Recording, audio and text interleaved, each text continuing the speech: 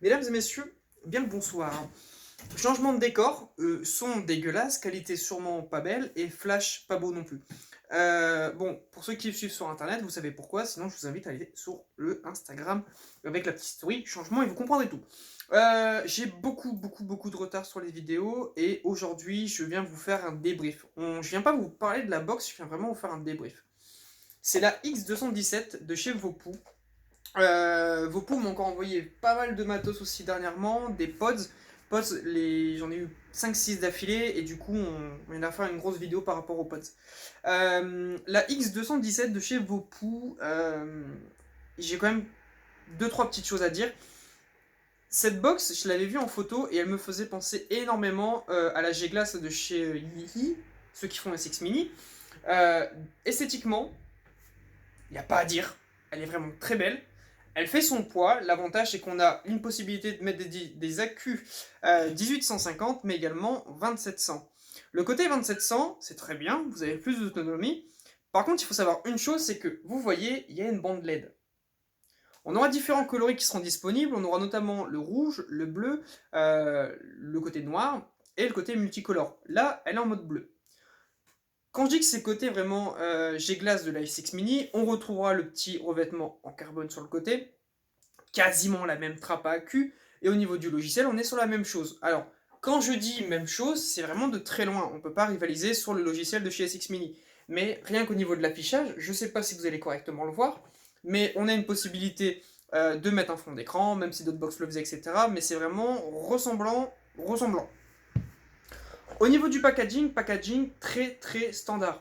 On est sur, hop, à l'intérieur, on va l'ouvrir. On aura notre petite boîte avec les papiers et la carte de garantie. À l'intérieur, on va retrouver deux adaptateurs 18-150. Moi, j'ai mis des accus 2700, ça va beaucoup mieux. Hop, et un câble USB pour la recharge. Alors, on n'est toujours pas sur de l'USB type C. Vopu, il faudrait peut-être se mettre à jour, même si la VX217 a quand même pas mal de temps derrière elle. Donc, on peut leur excuser ce petit côté d'USB-C. Je suis vachement étonné, je vous l'avais dit dans une revue, je ne sais plus laquelle, mais ça date d'il y a 2-3 mois, que ça serait bien que toutes les sociétés se mettent à l'USB type C. Et c'est vrai que beaucoup de sociétés se sont mis à l'USB type C. Donc ça, c'est très positif. Dessus, j'ai mis le intake. Et justement, on va venir parler du intake de chez Oakvape. Le intake, c'est tout simplement le même qui était sorti en single coil, que je vous ai pas fait en revue pour une seule chose, c'est que je ne supporte pas le single coil, mis à part en MTL.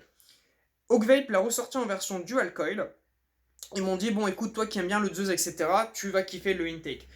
Quand je lis ça, je me dis, bon, c'est qui tout double, soit ça passe, soit ça casse. Et bien ma foi, ça fait maintenant un peu plus de 2 semaines que je suis sur ce fameux intake, et il est très bien. Mais il y a quand même deux choses à dire, les airflow et le coton.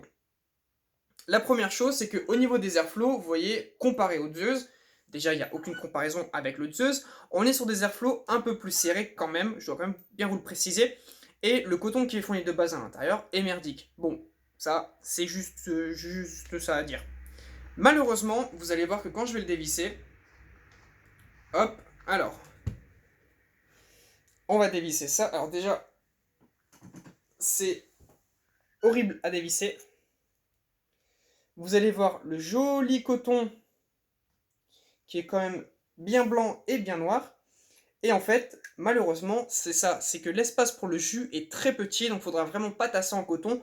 Prioritairement, je mets tout ce qui est genre Native Wick, coton très simple et pas épais du tout, pour que le liquide passe le mieux, qui passe le mieux. Au niveau restitution saveur, il n'y a aucun problème. Niveau restitution de vapeur, bah écoutez, je suis sur des résistances à 0,15 ohms à 80 watts.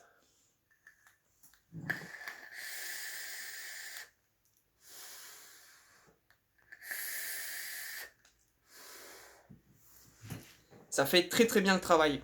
Le petit intake est au prix, si je ne me trompe pas, de 30 euros. La VX, dernier prix, c'était un peu plus de 70 euros. De toute façon, les liens seront en description. Dernière chose que j'aime bien par rapport à cette petite X217, c'est le recouvrement à l'arrière qui est juste là, coloris également représenté sur le bouton Fire. 5 clics pour allumer, 5 clics pour éteindre. Au niveau des menus, on va appuyer 3 fois sur le bouton central et on va avoir tout simplement un contrôle température en nichrome, en SS, en TI. Et justement par la suite, on pourra rentrer dans les menus pour pouvoir configurer la machine si vous avez envie de changer l'heure ou autre. Qu'est-ce qu'on a de plus par rapport à cette petite X217? Pour moi, c'est une box qui ne coûte pas si cher que ça. Vopou fait déjà des box bien fournies, avec des prix pas trop agressifs non plus. Vous permet d'avoir du coup une bonne box en main.